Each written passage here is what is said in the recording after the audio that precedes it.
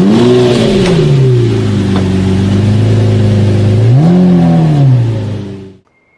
everyone, welcome back to the channel. It's been some time, but as you already guessed from the title, I bought a DRZ400. Actually, these bikes are pretty hard to come by in Europe, and at the time of buying, it was the cheapest DRZ400 in mainland Europe. There are some reasons for that, which I'll obviously go over in this video, and which also makes for great content because this is going to be a project bike, and I'll take you along for the ride on the project. A little bit of backstory about this bike. A keen viewer may have noticed that I already had a video on this on the channel somewhere in winter when I took it out in the snow. That video didn't do so well, so I'm just gonna stick to wrenching and make that content because that seems to do well. So let me show you what's right with it and what's wrong with it. So let's start by seeing if it actually wants to fire up.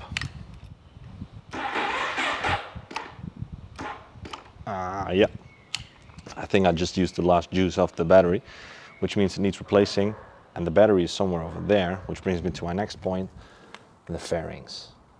Not sure if you can see it in this light, but they really have seen some better days. As you can see here as well. On top of that, this, apart from the rust on the tank itself, is only supposed to open when you put the key in it, which means that this shouldn't happen. If you look inside of this, it's completely rusty. So I'm guessing someone didn't put the right amount of bioethanol in there, or too much of it. Let's see here, there's a screw missing. Apart from that, the bike does look okay. And if I go over to the screen again, let's see if it still wants to give me some information. And you look on here, it says 13,894.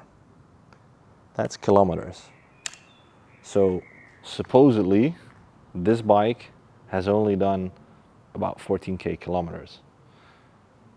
I guess we'll find out along the way if that's an honest number. Apart from all the visual things, I've obviously driven this and it drives like shit. If I open the throttle too much, there's no power at the bottom end, which is what a thumper, one-cylinder bike should be. And when I get it in the high revs, it starts to, get some power. But that's not how it's supposed to be. So, from all of the stickers that are on this bike, I did see a JD jetting sticker somewhere, which probably means that it's been jetted. It's the famous or infamous, depending on which side of the camp you're on, 10 by 10 mod, which means you cut a 10 by 10 hole in the airbox, which means more air can flow through, which then means you have to rejet the carb because otherwise you get too much air for the fuel ratio, and then you get more power. I'm not sure what I think about it yet. I always think if, Mr. Suzuki with all their R&D decide that this is the way to go, then I'm not sure if some backyard wrencher like myself will know better by cutting a hole in the airbox. But I also ordered a second-hand brand new carb because this is going to be the first time for me wrenching on a carb, and I know how a carb works, but it's good to have an example of it, and so that when I pick this one apart, I actually can get the other one as a kind of an example of how it has to go back together. So I'm going to take you guys along for this ride. I'm first going to start with the carb. If I cannot repair the carb, there's not really any use for me in getting the fairings right, getting a new battery for it. But I think it's good if we all go along on this kind of journey of learning about this bike, and maybe we'll find out some things that happen to it. And I'm confident that we can get it to work. After that, we'll just kind of do the fairings. We'll get this bar right, because that bar also looks horrible. I guess we'll start by taking out the carb, which, because I've done some research on these bikes, is also going to be an issue, because apparently the tank to take it off You obviously have to disconnect the fuel lines, but the petcock or kind of the switch where you turn the fuel off works off a vacuum. And since this can just come off like this, it is not a vacuum anymore. So there's probably going to be a lot of fuel and I have to bring a jerry can. But I'm excited. Let's get to it.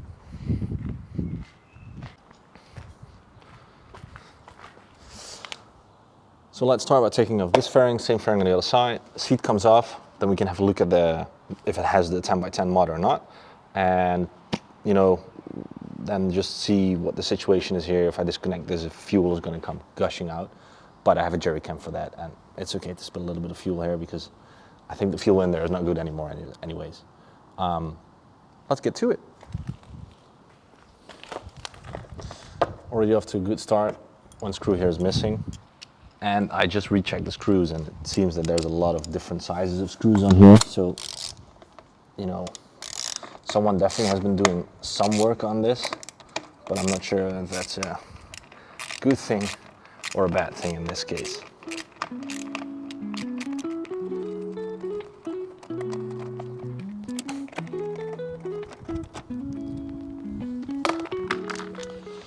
If you watch this channel, you probably also watch some other wrenching channels, and I think it is good practice, which I learned from Matt Armstrong, to put screws back where they belong, so then there's absolutely no way to lose them.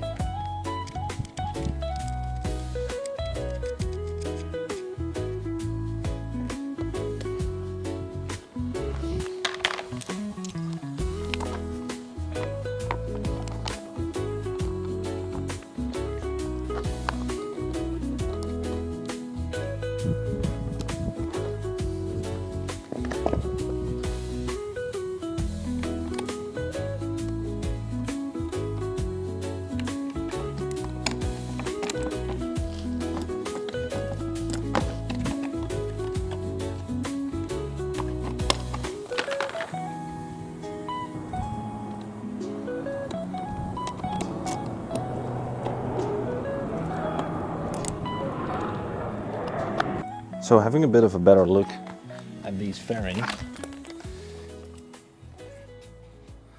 I can actually see that these have been painted. So I'll have to look at the part numbers and see if they're actually the right ones, if they're original or not. But especially here, let me see if I can get it in front of the camera. You can kind of just scratch off the black paint, and you can see that it's chipping. So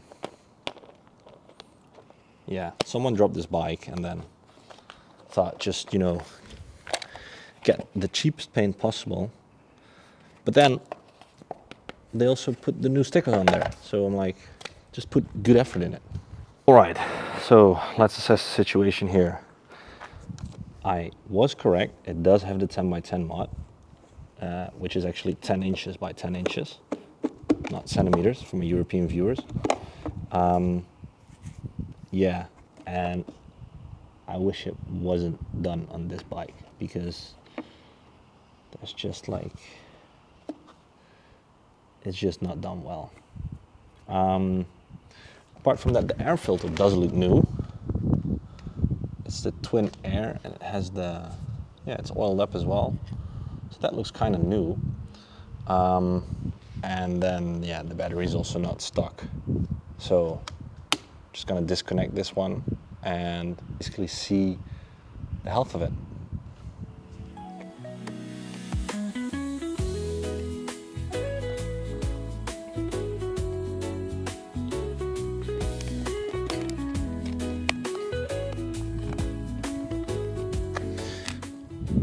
Let me reconnect these first because there's these little square things in there. For I literally translated from Dutch, they're called battery bolts. And I've lost a battery bolt or 10 by taking the battery out and the thing just dropping on the floor and falling into the abyss. never to be found again. Battery out. Okay, and this is a little bit crazy to me, but the entire tank is just held in place by these two screws. And I guess there's some sort of sliding mechanism in there.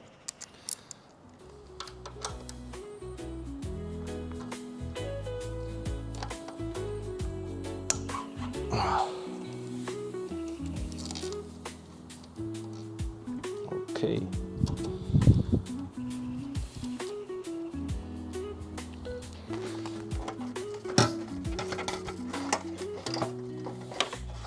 Okay, there it goes. So I'm basically gonna just gonna put it back for here now. Gonna set the jerry can up, and then I'm just gonna unscrew the clip and hold it over the jerry can, and then hope I don't catch fire. So I just wanted to show what normally you should do. So here you have a petcock, right? You can put it on reserve, you can put it on off or on. Normally you put it on off, which means that you can just disconnect this little line and there shouldn't be any fuel coming out. However, because of the issue with the tank cover, there probably will be stuff coming out. So I'm just gonna put it on off and then we'll see what happens. But I can kind of guess what's gonna happen. All right, I have my jerry can in place with this thing. It makes it a bit easier to aim. Then I'll just need the screwdriver for this, which is a flathead, not this one. Yeah, that'll fit. Okay, then I have my rag here, and what I am gonna do, I'm just gonna put my rag here in case all gas is already gonna spill out.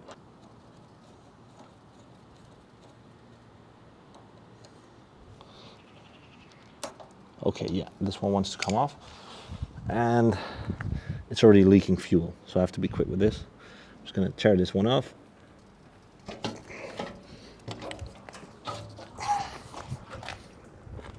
I just have to open it so it goes a bit quicker. There we go.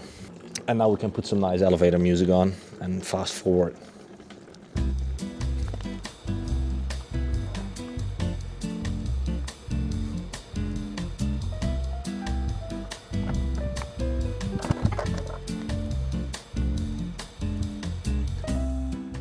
I just remember now that I didn't check how many liters was in the tank.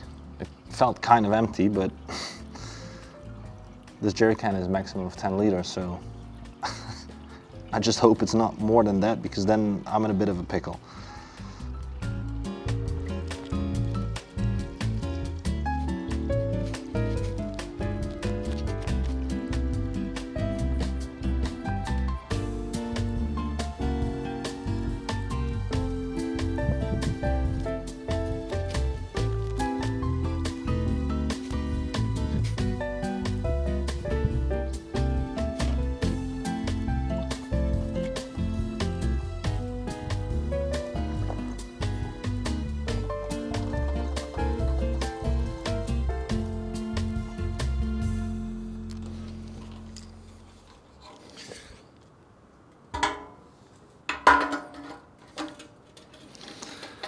Okay, so it's almost empty. So since I've been sitting down here for the past 10 minutes, I've actually inspected the tank a bit better. And here you can see that something happened. What I'm assuming, and you can't really see this, but because the screws are not OEM, they're a bit too long. And I can see some indentation in the tank where some thread has been made by these screws. So I'm guessing that someone put a screw in here that was too long, punctured the tank, and then used this stuff to seal the tank. Well, at least it's not leaking, so I guess that's good.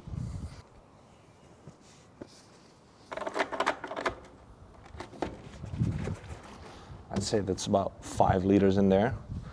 Not sure if this, yeah, it just kind of has to drain.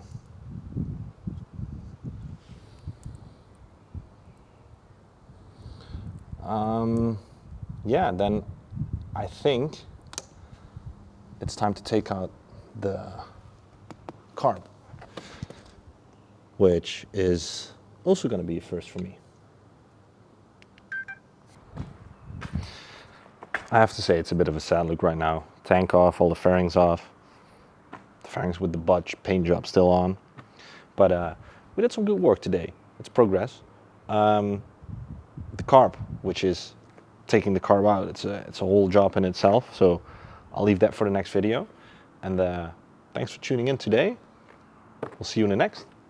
Have a good day.